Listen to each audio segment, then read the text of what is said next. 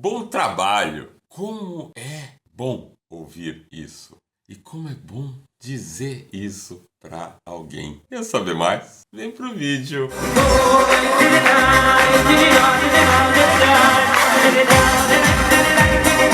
Shalom! Sou Israel Tvorek e a gente tá mais uma vez com duas porções semanais, não apenas uma. A gente tá com a porção BA e a porção Berukotai. Antes de mais nada, como já está virando hábito no nosso canal, a gente já te convida a ver os vídeos que a gente tem detalhados sobre cada uma destas parashiotas, tanto Be'ar quanto Berukotai. O link está na descrição em algum canto aqui da tela e também na descrição do vídeo. Dá uma passadinha lá, bom investimento é. E antes de mais nada, já dá o teu like, já chama os amigos, tá? Para poder participar aqui do vídeo, para assistir já junto, porque vem coisa boa. Be'ar significa no monte, na montanha, está se referindo ao Monte Sinai, ou seja, ao local da revelação, lá no Monte Sinai, onde nós ficamos sabendo a razão, o propósito, o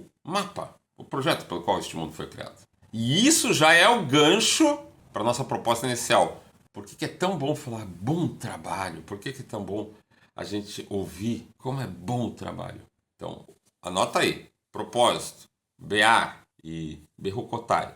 Se vocês seguirem nos meus caminhos, nos meus decretos, né, vocês terão um monte de bênçãos. E se vocês escolherem não segui-las, vocês vão receber um monte de advertência. São 13 bênçãos e 29 puxõezinhos de orelha tal. Ou seja, a gente fica sabendo a satisfação que é de fazer um bom trabalho e ao mesmo tempo a gente vê as recompensas que isso traz e também as incomodações naturalmente geradas por se escolher não fazer aquilo que a gente se propôs a fazer dentro das normas que a gente combinou e que Hashem espera de nós. Hashem, quando a gente fala, é o Criador. Quando Hashem, no encontro de hoje, a gente vai pegar por um ângulo que está completamente subjacente, que é a base do que está ali explicado, né, explicitamente na Parashá. A gente vai ver que elas não estão justapostas por acaso.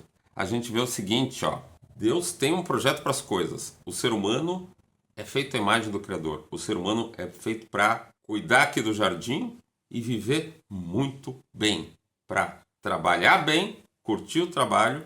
E aí é que entra aquele lance. Por que aquela pessoa com mentalidade pobre quer saber só do salário, mas o rico, a pessoa que tende a atrair a riqueza material e em todas as demais áreas da sua vida, ela nem trabalha por salário. Às vezes ela não está nem ainda com as condições materiais tão amplas, mas ela quer aprender, ela quer saber qual é o melhor papel que ela tem para servir ao Criador, a servir às criaturas. E isso naturalmente vai fazendo ela prestar crescentemente melhores serviços e faz uma natural atração de riqueza. Olha que coisa extraordinária. Nessa Parashá Be'ar já fala o seguinte, ó, no sexto ano, não te preocupa, né?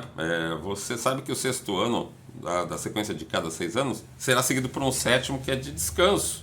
E depois de cada 7 semanas de ano, ou seja, 7 vezes 7, vai ter o Yovel, é o ano da libertação dos escravos, é o ano onde as terras voltam para as famílias às quais originalmente elas pertenciam, porque afinal de contas a gente não tem na terra de Israel uma transmissão permanente de propriedade das áreas rurais. Na área urbana sim, mas na área rural não. Por quê? Porque na verdade a terra ela pertence ao Criador. E o Criador fala, olha, cada família aqui vai ficar aqui e se alguém não se comportar adequadamente vai ter que ser reeducado e ao final de 49 anos vai ser a libertação das pessoas que estavam com mentalidade de escravo, né? Ou aquele que só queria trabalhar por salário.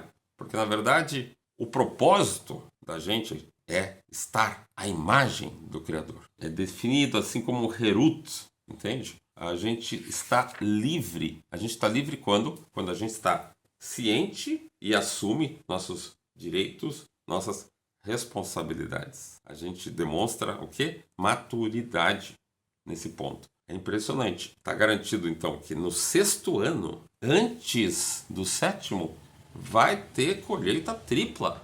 Ou seja, não precisa se preocupar, porque a produção do 6º ano vai ser suficiente para se alimentar no próprio 6º ano, no próprio 7º ano, onde não se trabalha na terra, e também vai ser o suficiente para nos deixar bem até virem as colheitas do 1º ano do ciclo seguinte. E assim também se aplica ao Yovel, o ano lá do jubileu, né? 50 anos. Opa, isso exige o quê? Muita emuná, isso exige muita fé. E aí então a gente começa a ver essa diferença entre bênçãos e advertências, né? Entre a gente andar na linha ou não andar na linha. A gente tem um foco na realidade que não é apenas material e não é apenas espiritual, mas sim nós somos uma coisa só, com aspectos diferentes se manifestando. Nós somos um só com o Criador é um só conosco. Então, quem só fica se alienando e só focando no materialismo vai estar, talvez, indo para um aspecto mais quantitativo das coisas. E aquele que pensa, aquele que se dá conta de que a realidade não é apenas espiritual, mas que o espiritual se manifesta no material, ele começa a ter uma apreciação qualitativa. Então a gente vê, se a pessoa fica questionando muito se Deus é grande o suficiente para lhe ajudar, porque grandeza, gadol, significa ser generoso, entende? Nós somos grandes quando a gente não fica se rebaixando para ficar respondendo e fica sendo reativo a tudo que o mundo nos traz. Não, a gente é grande quando a gente sabe falar, sabe calar, sabe escolher a maneira correta de efetivamente ajudar, e para isso a gente precisa se dedicar ao estudo da lei, da Torá, certo? Então é um ciclo que se auto-reproduz de riqueza espiritual e material, ou seja, Deus está se revelando nos nossos atos concretos. Tá bom. Aquele que está com fé no Criador, ele vai apreciar a produção do 6º ano de tal maneira qualitativa que aquilo que lhe vier no 6º ano vai lhe deixar satisfeito. Já aquelas pessoas, aqueles espíritos que têm uma tendência ainda não dominada de só olhar tudo pelo que vem, pelo que podem contar, pela quantidade e não pela qualidade, querem saber do seu salário e tal, bem, essas aí vão receber bênção sim, em triplo. Mas o que acontece? Muitas propriedades, muitas responsabilidades, muitos cuidados. A pessoa então vai ter que ficar se preocupando em armazenar, em cuidar, em proteger. Entende o que eu estou falando? Ou seja, vai vir aquela quantidade toda no 6º ano, mas a pessoa acaba passando mais trabalho, entende? Acaba às vezes tendo mais preocupações do que deleite, porque aquele 7º ano realmente, a exemplo do Shabat, é um ano de deleites, é o ano sabático, é aquele ano que você tem para, por assim dizer, afinar o violino. Em vez de ficar tocando, é o ano de melhorar a nossa sensibilidade. Ou então, como diz o outro, afiar o machado, quer dizer, você vai cortar muito mais rápido, vai fazer muito mais rápido as suas tarefas. E assim é, porque todo o deleite do trabalho é justamente o caminho, sabendo, olha, percebe como Deus está me abençoando a cada passo. E a gente tem essa sensibilidade estimulada porque a gente passou durante aquele ano de estudo, durante o Shabat, a gente viu como era Deus que realmente vai resolver tudo para nós. Então, durante a semana, executar as tarefas é muito mais light. E qualquer problema que surge, a gente fala, puxa, isso aqui só... eu estou no caminho, Deus está providenciando, e sempre o Shabat vem e dá tudo certo. Então isso traz uma sequência de serenidade, de felicidade, de tranquilidade.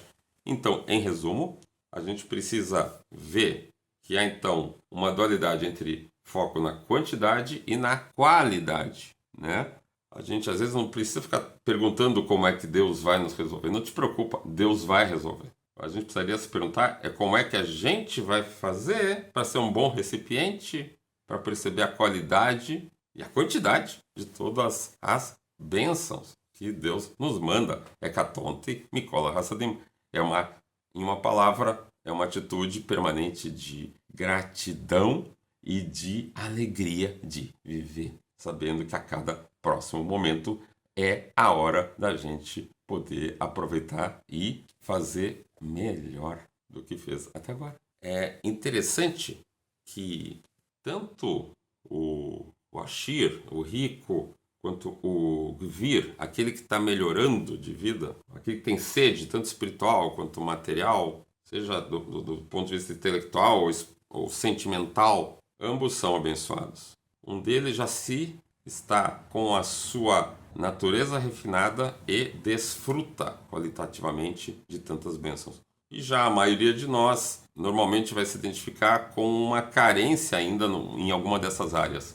E não tem coisa mais bonita do que alguém que já é, né, Yashir, e ao mesmo tempo ele sente que tem ainda alguma coisa permanentemente faltando para consertar e ele quer sempre ajudar um pouquinho mais ao próximo. E aí é que entra uma dos aspectos mais lindos nessa paraxá, assim, de valor do trabalho em si, que é a proibição de cobrar juros do irmão. O que acontece? Nações podem cobrar juros entre elas, né? Pessoas de povos diferentes podem cobrar juros porque isso estimula o comércio. Mas entre os hebreus, a ideia é justamente a gente plantar tudo para aquele ano de jubileu, para o ano do Yovel. A gente vai tentar levantar o endividado daquela postura, daquela atitude escrava que ele tinha, para que ele volte para sua terra, para que ele possa novamente ter a mentalidade de que ele é feito à imagem do Criador, que ele nasce inerentemente livre, e livre, como a gente falou, não é a pessoa escrava de seus impulsos, mas sim livre é a pessoa responsável que sabe cuidar com gratidão de tudo de bom que vem lá de cima para ela ser feliz no agora. Fica a dica, a pergunta, cada um de nós, né? O que eu estou fazendo para manifestar essa gratidão por tudo que Deus dá na minha mão? O que eu posso fazer de melhor desde já? E olha, é bem simples, tá ok? Olha que interessante, Deus espera que nós nos aperfeiçoemos e nos refinemos trabalhando para obter as nossas conquistas. Este é o propósito, nós vivemos como jardineiros do paraíso, que é potencialmente o que este mundo tem tudo para ser. Se a gente para pensar, quase todo o trabalho já foi feito pelas gerações anteriores, hoje é só uma questão da gente, com carinho, administrar a boa distribuição das tarefas e dos frutos de tantas maravilhas que vêm sendo plantadas ao longo dos séculos. E aí não é necessário ficar contando com juros ou rendas, mas sim a gente repara que a bênção da gente bem servir traz uma satisfação gigantesca, sabe? Se alguém te diz assim, olha, eu me esforcei, mas não tive resultado, não pode acreditar. Gati pelo matzati altamin. Agora, se a pessoa te fala assim, Gati matzati, me esforcei e consegui, aí tu acredita, né? Ou então se alguém te disser, não me esforcei e consegui, olha, tem que desconfiar. O cara teve azar e ter sorte, cara. O que importa mesmo é Gati matzati tamin. Eu me esforcei, consegui, acredita nessa pessoa. Educa as crianças dentro desse espírito. Vale a pena. Não precisa impor, dá o exemplo. Enfim, a gente vê no Berrocotai que quando a pessoa está com a sua mente condicionada, com a sua mente sintonizada na qualidade do bem viver, ela desfruta de tudo que você pode imaginar de bom. Tá no começo da Parashá Berrocotai. Tudo que você pode imaginar de bom, cara. A pessoa ganha paz na terra, não tem animais selvagens atrapalhando, os inimigos são expulsados, assim vai, entendeu? Mas isso é genérico. A qualidade disso é sem limite, entendeu o que a gente está falando? É gosto, é coisa boa, é regalo da vida. Já quando a pessoa começar a inventar perguntas e começar a querer contar e quantificar, porque acaba amesquinhando e acha que o criador não é grande o suficiente para resolver, ela vai acabar, como a gente falou no começo, tendo muito mais trabalho do que precisava. Então, foca no seguinte. A fé, a emuná, o bitahon da pessoa simples deveria ser extremamente estudada, imitada por aquela pessoa de ciência, por aquela pessoa de estudo. Ou seja, por mais que você esteja numa graduação, numa pós-graduação, etc., lembra daquele homem do campo lavrando. Lembra que você está podendo se dedicar ao teu estudo, seja das ciências materiais, seja da Torá e Mitzvot, porque alguém na tua história plantou, literalmente, o pão, ordenhou o leite que você tomou, o café que você bebe agora e desfruta. E é maravilhoso a gente ver esse encontro, que ser capaz de se colocar no lugar do outro possibilita para aproximar o padeiro e o poeta que cada um de nós guarda dentro de si. E é nesse encontro entre a qualidade e a quantidade que o Criador se manifesta, dialoga com a gente e gradualmente a gente se dá conta, com uma enorme gratidão, que isso tudo tem sido a preparação Yom Shekulo Shabbat, ou seja, para o dia que vai ser sempre Shabbat. Um dia permanente de deleites que é o destino da humanidade. O dia em que a gente vai dizer, meu Deus, se fazer o trabalho como está sendo agora, já está sendo cada vez mais gostoso. E como é bom servir quem a gente tem em torno. Imagina quando Deus realmente disser, agora é a hora de eu contar de verdade por que você estava o tempo todo aqui.